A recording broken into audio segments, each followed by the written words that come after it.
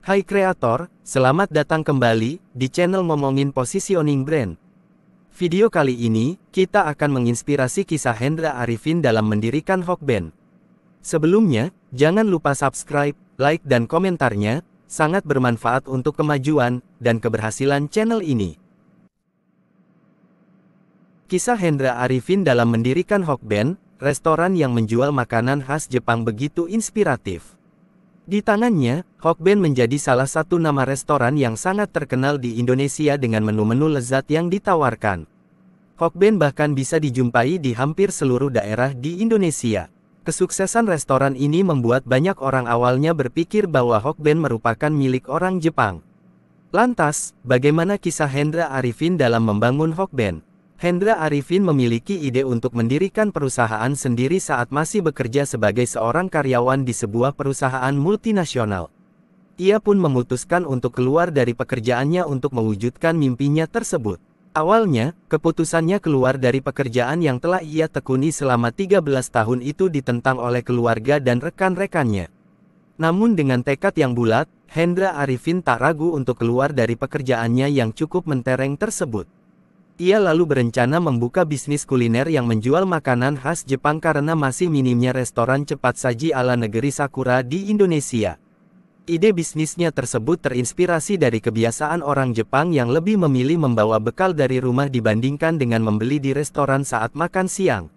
Bekal yang dibawa oleh orang Jepang biasanya adalah nasi kotak yang kerap disebut bento. Dari situlah, Hendra Arifin ingin menjual makanan berupa nasi kotak seperti bekal makan siang orang-orang Jepang. Tak tanggung-tanggung, ia bahkan terbang ke Jepang untuk mempelajari cara membuat bento. Sebelum akhirnya pulang, Hendra Arifin membeli merek Hoka Hoka Bento, di mana perusahaan tersebut kini sudah tidak beroperasi di Jepang.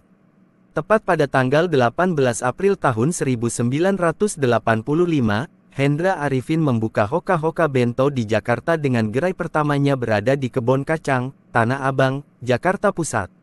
Hoka Hoka Bento sendiri memiliki arti sebagai makanan bekal yang masih hangat. Konsep awal dari restoran Hoka Hoka Bento adalah take away, tanpa dine-in atau makan di tempat. Namun seiring berjalannya waktu, restoran ini menyediakan layanan dine-in menyesuaikan kebiasaan orang-orang Indonesia yang lebih gemar makan di tempat. Sukses di Jakarta, Hendra Arifin membuka cabang pertama Hoka Hoka Bento di Bandung pada tahun 1990. Melihat bisnis kulinernya semakin melejit, ia pun memperluas jaringan dengan membuka cabang di Surabaya, Sidoarjo, dan Malang. Pabriknya bahkan tersebar di sejumlah daerah, seperti Ciracas, Bogor, Yogyakarta hingga Surabaya. Namun meskipun telah begitu besar, Hendra Arifin enggan membuka bisnis waralaba atau franchise demi menjaga kualitas makanannya.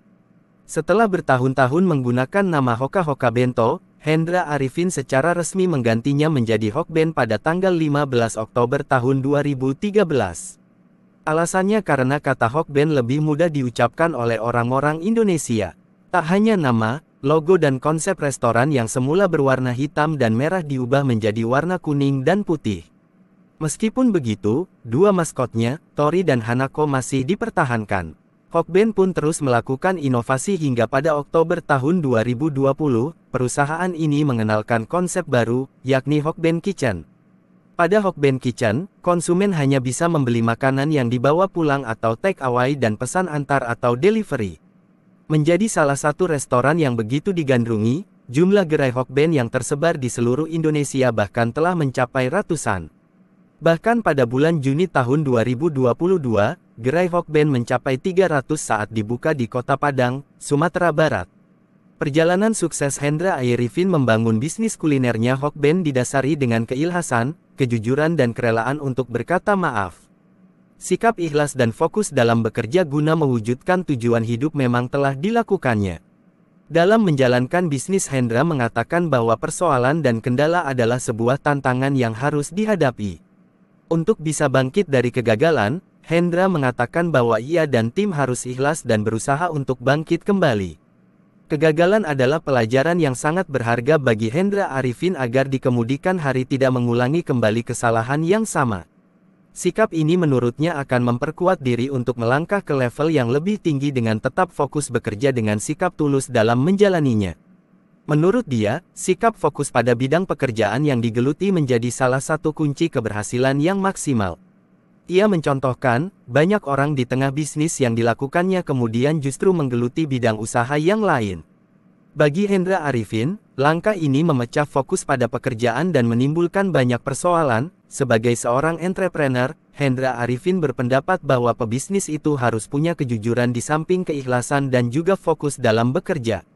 Baginya, kejujuran adalah modal yang sangat penting untuk menjalani hidup dan membangun bisnis. Tanpa sidik atau terpercaya, bagaimana seseorang dapat memperoleh amanah? Demikian prinsipnya dalam bergelut di dunia bisnis yang penuh dengan kompetisi. Di samping itu, pebisnis pun perlu memiliki sikap pemaaf. Dalam perjalanan bisnisnya, Hendra menilai tak sedikit orang yang sulit memaafkan sebuah kesalahan meskipun telah berlalu. Dibutuhkan sebuah keberanian dan kebesaran hati untuk bisa meminta dan memberi maaf. Dalam kacamatanya, dengan memiliki sikap pemaaf, kita akan lebih bersih dan jernih dalam berpikir. Pikiran negatif hanya akan mengusik konsentrasi kita untuk bergerak maju dan sikap ini justru sangat tidak menguntungkan. Di balik kesuksesan sebuah bisnis, tentunya tak jauh dari kemampuan sang pebisnis dalam mengelola keuangan bisnisnya. Oleh sebab itu, setiap pebisnis harus tahu bagaimana cara mengelola keuangan bisnisnya dengan benar. Demikianlah kisah inspiratif, yang menginspirasi kita semua, dari kisah Hendra Arifin dalam mendirikan Hokben.